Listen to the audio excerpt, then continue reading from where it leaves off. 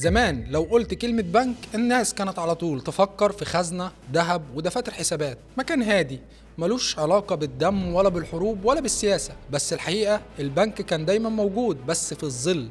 حروب قامت ودول سقطت وامبراطوريات اختفت، والبنك كان قاعد بيحسب، مش بيسأل مين عليه حق ولا مين ظالم ومين مظلوم. السؤال الوحيد اللي كان دايما بيسأله مين هيدفع ومين هيعيش علشان يسدد.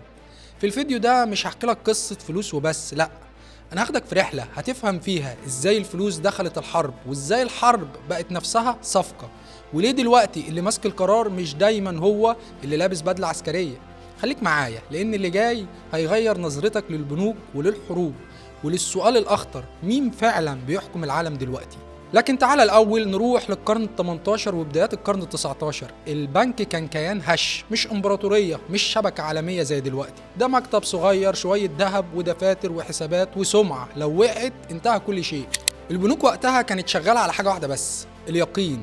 تجارة رايحة جاية، سفن طالعة من مينا وراجعة بمكاسب، مشاريع ليها بداية ونهاية وحسابات واضحة. إنما الحرب كارثة حسابية. الحرب معناها دولة توقف تصدير، مواني هتتقفل وضرايب هتتضاعف وعملة هتقع، وممكن في أي لحظة الدولة نفسها تختفي من على الخريطة. يعني إيه بنك يقرض دولة وتخسر حرب؟ يعني البنك مش هيشوف فلوسه تاني، لا محاكم بقى ولا قوانين ولا حتى ضمانات. الدولة المهزومة كانت بتقولها ببساطة، ما عنديش أعمل لك إيه؟ علشان كده البنوك كانت بترفض تمويل الجيوش، مش عشان عندهم أخلاق لا سمح الله، لكن علشان الجيش مش بيكسب دايما، والبنك ما ينفعش يخسر خسارة لو مرة واحدة. وفي الوقت ده تكلفة الحرب كانت مهولة، مش بس سلاح، لا، ده رواتب جنود وأكل آلاف من البشر وعلف لآلاف الخيول وسفن وبارود ومستشفيات. كل يوم حرب بيساوي نزيف فلوس، والأخطر الحرب ملهاش جدول زمني، ممكن تخلص في شهر وممكن تكمل لحد 10 سنين، وده أسوأ كابوس لأي بنك. مشروع من غير نهاية ومن غير ضمان ومن غير فايز أكيد. علشان كده في دفاتر البنوك القديمة هتلاقي سطر ثابت تقريبا ما بيتغيرش، لا قروض للحروب تحت أي ظرف. بس السر اللي قليل يعرفه إن اللحظة دي كانت الهدوء اللي سبق أكبر انقلاب مالي في التاريخ، لأن أول مرة يظهر بنك كسر القاعدة وغير شكل العالم كله بعد كده. وفي الوقت ده وقبل أي كلام تعالى نروح لأوروبا. أوروبا كانت مولعة نار بجد. نابليون بونابرت بيكسب حرب ورا حرب، وجيوش داخلة وجيوش خارجة، ودول كاملة بتقع اقتصاديا قبل ما تقع عسكريا. في الجو ده البنوك كانت مرعوبة، مش قلقانة، مرعوبة. الحرب يساوي خسارة مؤكدة، ولو دولة خسرت البنك يخسر معاها وينتهي. مفيش محاكم، مفيش ضمانات، مفيش حقك هيرجع. دي كانت القاعدة اللي كل بنوك أوروبا ماشية بيها. الحرب كانت كابوس حسابي، نفقات يومية، جيش لازم ياكل، خيول لازم تاكل، وسفن لازم تتحرك، والأهم الحرب ملهاش ميعاد نهاية. عشان كده مفيش بنك محترم كان يقرب من تمويل أي جيش. تمويل تجارة مشاريع ماشي، رحلات سفن تمام، لكن حرب مستحيل. لحد ما القاعدة اتكسرت وفجأة بيظهر اسم نيسان روتشيلد وبنك عائلة روتشيلد. عائلة روتشيلد أصلها من حي يهودي فقير في فرانكفورت. الأب ميرا أميشال روتشيلد كان سابق عصره بكتير، بدل ما يبني بنك واحد لا، ده وزع ولاده الخمسة على أهم عواصم أوروبا، فرانكفورت، لندن، باريس، فيينا، نابولي.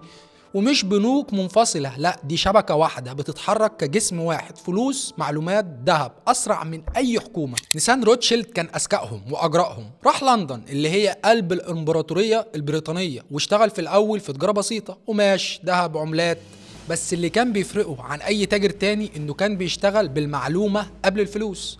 وقت حروب نابليون بريطانيا كانت بتنفق أرقام مرعبة، مش بس على جيشها، لا كمان على دعم الحلفاء في أوروبا علشان يفضلوا واقفين قدام نابليون. الخزينة البريطانية كانت بتنزف والبنوك بترفض إن هي تديها أي قروض. وهنا نيسان عمل حاجة مستحيلة بمعايير زمان، قال للحكومة البريطانية أنا همول الجيش وكمان هوصل الفلوس لأي مكان في أوروبا. في عز الحرب الكلام ده كان جنان. نقل فلوس بين دول وقت حرب كان أخطر من نقل السلاح. حدود مقفولة، جيوش في الطريق، سفن بتغرق، وأي غلطة معناها إن الفلوس دي هتضيع للأبد.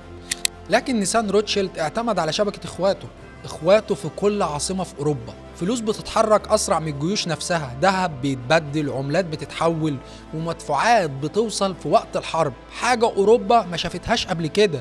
وهنا حصلت لحظة الفهم. نيسان أدرك إن الحرب مش مجرد مدفع، الحرب يعني تدفق فلوس، واللي يتحكم في التدفق مش بس بيأثر على الحرب، ده بيأثر على ما بعد الحرب. أشهر لحظة كانت بعد معركة واترول سنة 1815. روايات تاريخية كتير بتقول إن نيسان عرف نتيجة المعركة قبل الحكومة البريطانية نفسها، وفي اللحظة دي أشاع في السوق البريطاني إن بريطانيا خسرت. الناس خافت والسندات الحكومية اتباعت برخص التراب والسوق انهار، ونيسان في نفس الوقت اشترى في السر وبهدوء. وبعد ما اتأكد نصر بريطانيا السندات طارت في السماء، ونيسان بقى المسيطر الأول على الدين البريطاني والاقتصاد الإنجليزي كله. سواء القصة دي تفاصيلها حقيقية 100% أو فيها مبالغة، الحقيقة المؤكدة إن بعد معركة واترول الحكومة البريطانية بقت معتمدة على روتشيلد وعائلة روتشيلد. وهنا بقى التحول الحقيقي، مش بس عند نيسان لا، لكن ده عنده البنوك كلها. البنوك بدأت تفهم إن الدولة مش لازم تكسب الحرب، لا، المهم إن هي تفضل موجودة ومحتاجانا. الدولة الخسرانة بتستلف أكتر عشان تعوض، تعيد تسليح، تدفع ديون قديمة بديون جديدة. يعني الخسارة العسكرية ممكن تبقى مكسب مالي. ونيسان روتشيلد كان هو اللي غير القاعدة دي للأبد، من إن الحرب خطر إلى إن الحرب فرصة للي فاهم. ومن اللحظة دي العالم دخل عصر جديد، عصر البنوك اللي بتمول الحروب مش عشان تكسب معركة لا، لكن عشان تمسك مفاتيح الاقتصاد بعد ما صوت المدافع يوقف ويسكت. وبعد ما البنوك فهمت ان الحرب ممكن تكون مكسب، بدأت المرحلة الأخطر. البنوك ما بقتش بس بتمول، لا، دي دخلت السياسة نفسها. وفي أواخر القرن ال19 وبداية القرن ال20 الدول اكتشفت ان الحروب الحديثة أغلى بكتير من أي وقت فات. مش حملة عسكرية وخلاص زي زمان، لا، دي مصانع سلاح، سكك حديد، لوجستيات، وحرب ممكن تكمل لسنين. والسؤال اللي ظهر فجأة كان مرعب: مين هيدفع؟ هنا البنوك لعبت لعبة بحركة ذكية جدا. قالت للحكومة احنا مش بس هنقرضك، لا، احنا كمان هنساعدك على تنظيم الاقتصاد كله علشان الحرب. وظهر مفهوم جديد، سندات الحرب. الدولة تستلف مش بس من بنك واحد، لا، لكن من الشعب كله، والبنك هو الوسيط، هو المدير وهو المتحكم. البنك بقى يحدد الفايدة ويدير الديون ويتحكم كمان في توقيت السداد ويقنع الناس ان ده واجب وطني. كده البنك دخل السياسة من أوسع باب، من باب الدين العام. ومع الحرب العالمية الأولى التحول ده بقى رسمي. بنوك كبرى بقى ليها ممثلين غير مباشرين جوه دوائر القرار، مش وزراء لكن مستشارين، خبراء، ناس بتكتب بالأرقام اللي الحرب كلها مبنية عليها. والأخطر إن الدولة بقت معتمدة عليهم. لو البنك قال مفيش سيولة، الحرب تقف، المصانع تقف، الجيش نفسه يقف. يعني القرار العسكري بقى مربوط بالقرار المالي. ومع تأسيس بنوك مركزية أقوى زي الاحتياطي الفيدرالي في أمريكا سنة 1913، هنا بقى البنوك دخلت مرحلة جديدة تماما: تنظيم العملة، التحكم في التضخم، وطباعة الفلوس وقت الحرب من غير ما تقول إفلاس أو ما عنديش. السياسي بقى محتاج البنك عشان البنك يكسبه حرب، والبنك محتاج السياسي علشان يضمن السداد. من هنا البنك بطل يكون مكان فلوس وبقى لاعب استراتيجي، مش بيعلن حرب بس من غيره الحرب ما تكملش. ومن اللحظة دي السياسة بطلت قرارات وبس وبقت حسابات كمان، واللي ماسك الحسابة مش دايما هو اللي لابس بدلة عسكرية. دلوقتي هاخدك معايا في قصة بسيطة تخليك تفهم ازاي البنك بيكسب بفلوس مش فلوسه أصلا. تخيل معايا كده قرية صغيرة فيها 10 أشخاص، كل واحد منهم معاه 100 جنيه. الناس خافت على فلوسها فقالت نحطهم في مكان آمن. عملوا ايه؟ راحوا للبنك.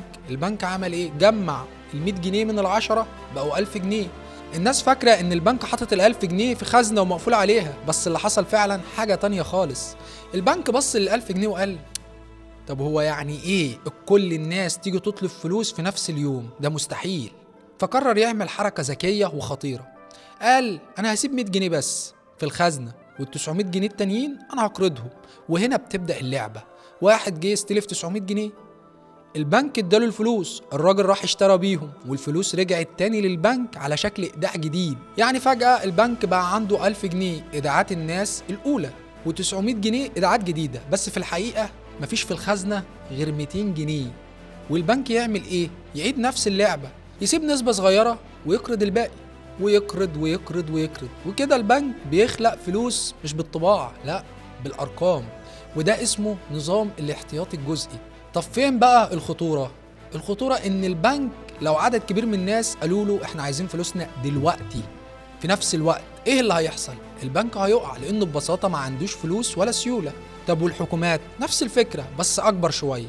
الدولة تحتاج فلوس مش بتستنى فلوس حقيقية، لا، تطلع تبيع سندات البنوك تشتريها بفلوس مش موجودة فعلا، ارقام، ديون، وعود، والبنك ياخد فوائد ويضمن ان الدولة تفضل محتاجاله.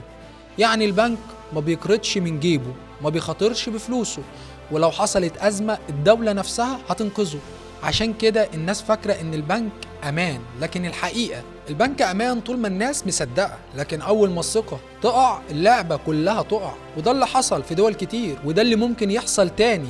وده مش سحر ولا مؤامرة، دي لعبة قديمة والبنك أحسن واحد يعرف يلعبها. وعلشان تبقى فاهم، البنك مش مجرد مبنى وناس لابسة بدل شيك، دي خزنة كبيرة جواها فلوسك وفلوس المرتبات وفلوس الشركات، فلوس الدولة نفسها. يوم ما بنك كبير يقع مش هو لوحده اللي هيقع، الدنيا كلها بتقع وراه.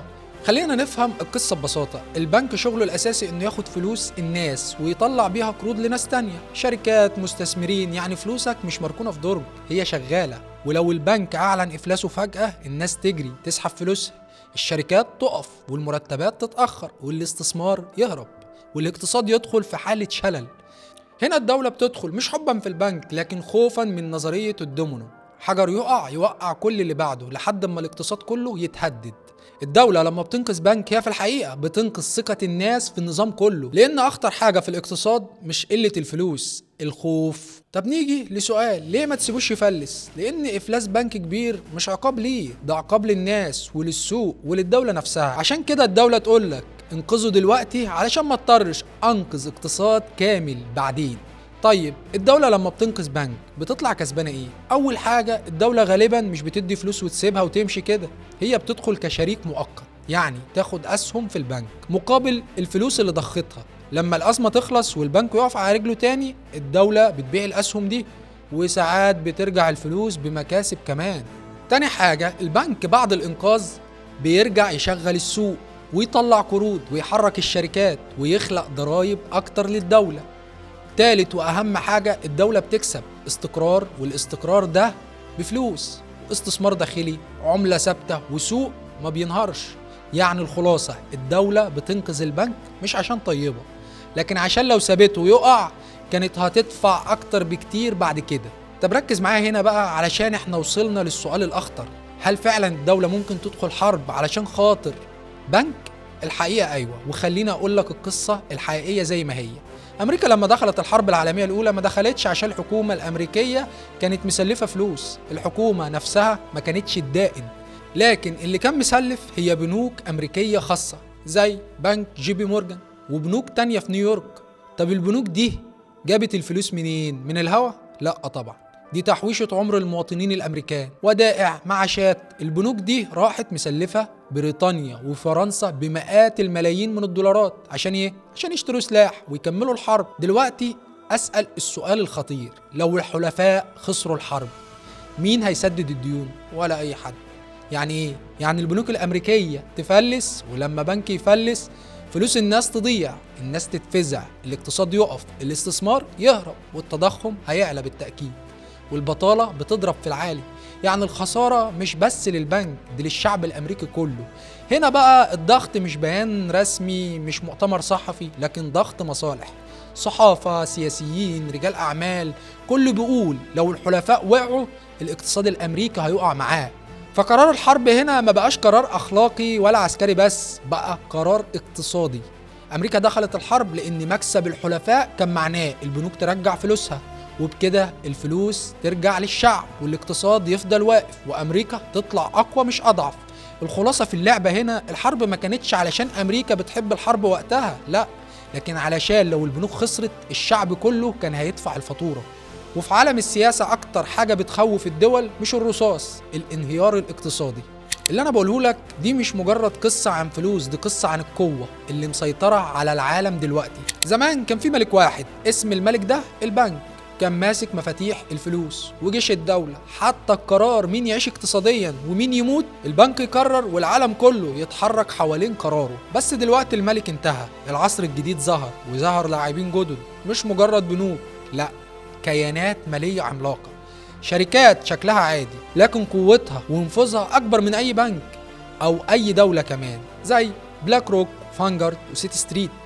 دي شركات ماسكة تريليونات الدولارات، مش فلوسها، لا، دي فلوس البنوك، صناديق تعاقد، وحتى فلوس دول كاملة زي أمريكا، بريطانيا، ألمانيا، اليابان، السعودية، الإمارات، ومعظم دول الخليج، ومعظم دول آسيا. والأدهى الدول دي نفسها بتدي فلوسها للشركات دي علشان تديرها وتستثمرها.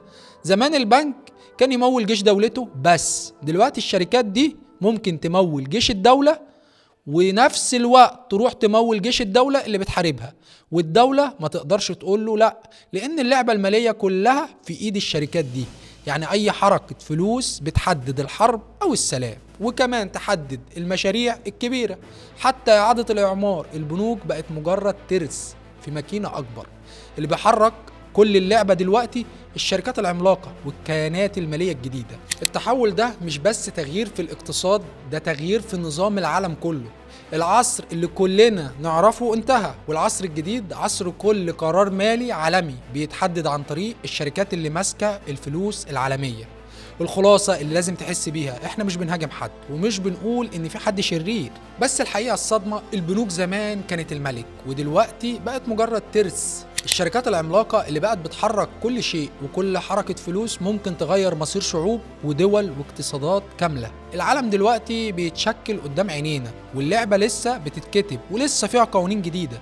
في الآخر احنا مش بنقول ان في حد شرير مطلق، ولا بنقول ان العالم في مؤامرة سودة. احنا بنقول حقيقة ابسط واخطر، العالم ما بيتحكمش فيه اللي عنده جيش اقوى بس، ولا اللي صوته اعلى بس، لكن اللي بيمسك تدفق الفلوس. زمان كان البنك هو الملك، دلوقتي البنك بقى مجرد ترس في مجموعة، واللي ماسك اللعبة فعلا دلوقتي الشركات العملاقة، كيانات مالية بتحرك تريليونات الدولارات من غير ما تطلق رصاصة واحدة. الحرب بقت أرقام، والسياسة بقت حسابات، ومصير شعوب كاملة ممكن يتغير بقرار مالي في غرفة مقفولة. والسؤال الحقيقي مش مين بدأ الحرب، السؤال الأخطر مين مستفيد إن الحرب تكمل. أنت بقى شايف اللي بيتحكم في العالم دلوقتي الدول ولا البنوك ولا الشركات العملاقة؟ اكتب رأيك في التعليقات، لأن النقاش ده لازم يكمل. ولو حابب تفهم الخيوط اللي بتتحرك من ورا الستارة وتشوف ازاي الفلوس والسياسة والحرب بقوا مربوطين ببعض، اشترك في قناة خيوط اللعبة وفعل الجرس عشان توصلك الحلقات الجاية أول ما تنزل. ولو الفيديو فتح عينك على حاجة جديدة سيب لايك عشان ده هيساعدنا، علشان الخيط ده يوصل لناس كتير. نشوفك في الحلقة الجاية، لأن اللعبة لسه ما خلصتش.